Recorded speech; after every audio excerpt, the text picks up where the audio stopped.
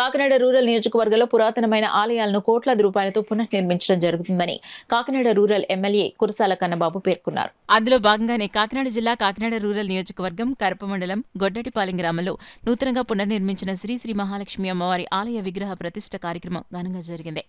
ఈ కార్యక్రమానికి rural MLA Kurasala Kannababu ముఖ్య అతిథిగా పాల్గొని స్థానిక జెడ్పీటీసీ సభ్యులు యాళ్ల సుబ్బారావు, గ్రామ సర్పంచ్ శ్రీనుబాబు, పెంకే సత్యబాబు, స్థానిక నాయకులు, కార్యకర్తలు కలిసి శ్రీ మహాలక్ష్మి అమ్మవారిని దర్శించుకున్నారు.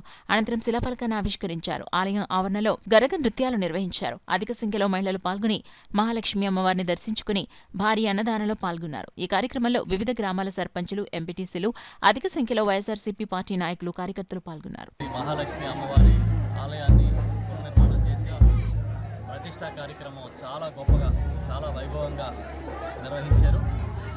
అమ్మవారి ఆశీస్సులు ఈ గ్రామం పైన, అందరిపైన ఉండాలని, చుట్టుపక్కల ప్రాంతాలందరికీ కూడా అమ్మవారి ఆశీస్సులు ఎప్పుడూ మెండుగా లభించాలని, ప్రతి ఒక్కరూ సుఖ సంతోషాలతో ఆయురారోగ్యాలతో ఉండే విధంగా అమ్మవారి దీవెనలు కావాలని మనస్ఫూర్తిగా కోరుకుంటున్నాను.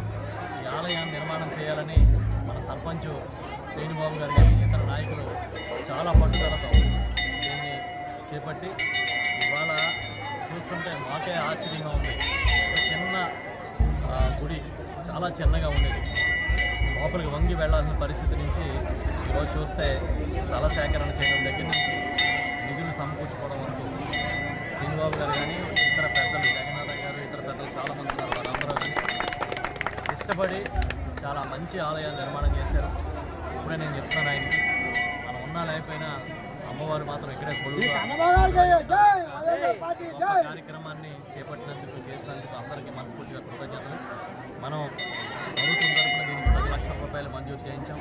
మిగతా అంతా కూడా డొనేషన్స్తో ఈ గ్రామంలో కానీ, ఈ గ్రామానికి చెంది బయట ఉన్న చాలామంది స్థిరపడ్డవారు కానీ అందరూ వచ్చి ఈ అమ్మవారు ఇక్కడ ఉండాలి వైభవంగా అని తలచి వాళ్ళు కూడా విరాళాన్ని విరివిగా ఇచ్చి బ్రహ్మాండంగా నిర్మాణం చేయించారు. వాళ్ళందరికీ కూడా కృతజ్ఞతలు. ఈరోజు ఈ కార్యక్రమానికి శ్రీనుబాబు గారి ఆధ్వర్యంలో నిర్వహించిన ఈ కార్యక్రమానికి హాజరైన ప్రతి ఒక్కరికి